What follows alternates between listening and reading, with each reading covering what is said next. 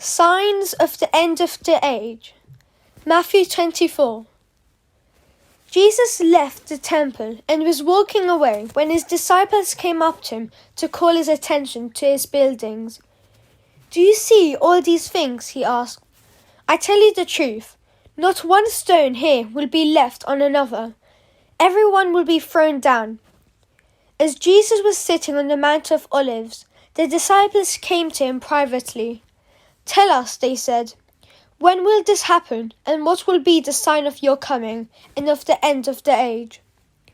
Jesus answered, "Watch out that no one deceives you, for many will come in my name, claiming, 'I am the Christ,' and will deceive many. You will hear of wars and rumors of wars, but see to it that you are not alarmed. Such things must happen, but the end is still to come. Nation will rise against nation, and kingdom against kingdom. There will be famines and earthquakes in various places.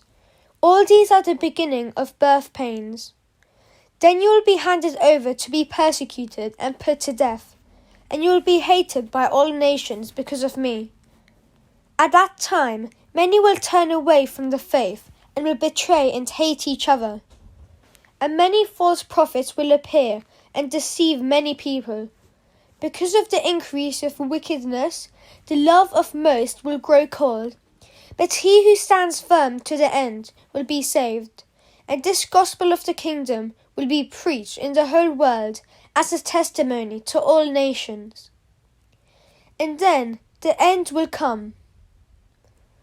So when you see standing in the holy place the abomination that causes desolation, spoken of through the prophet Daniel, let the reader understand.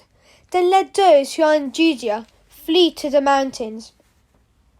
Let no one on the roof of his house go down to take anything out of the house.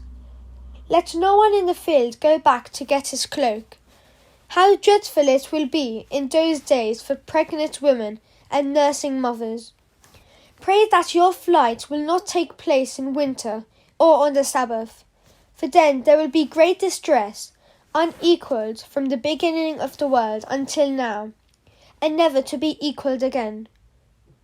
If those days had not been cut short, no one would survive, but for the sake of the elect, those days will be shortened. At that time, if anyone says to you, 'Look, here is the Christ,' or 'There he is,' do not believe it.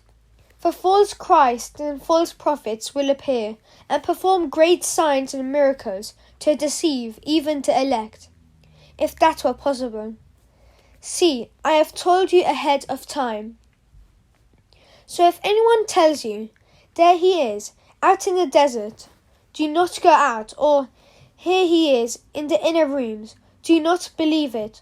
For as lightning that comes from the east is visible even in the west, so will be the coming of the Son of Man.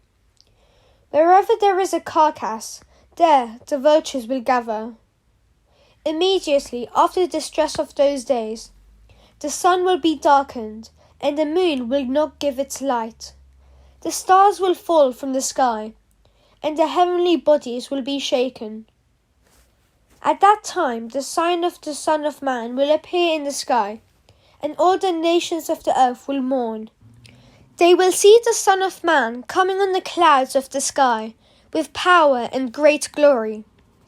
And he will send his angels with a loud trumpet call, and they will gather his elect from the four winds, from one end of the heavens to the other.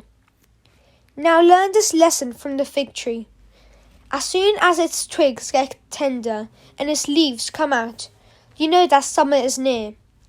Even so, when you see all these things, you know that it is near. Right at the door, I tell you the truth.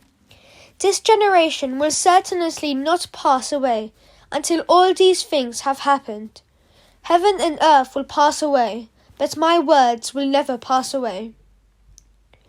The day and hour unknown. No one knows about that day or hour, not even the angels in heaven, nor the Son, but only the Father.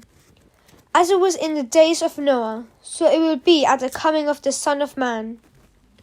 For in the days before the flood, people were eating and drinking, marrying and giving in marriage, up to the day Noah entered the ark, and they knew nothing about what would happen until the flood came and took them all away.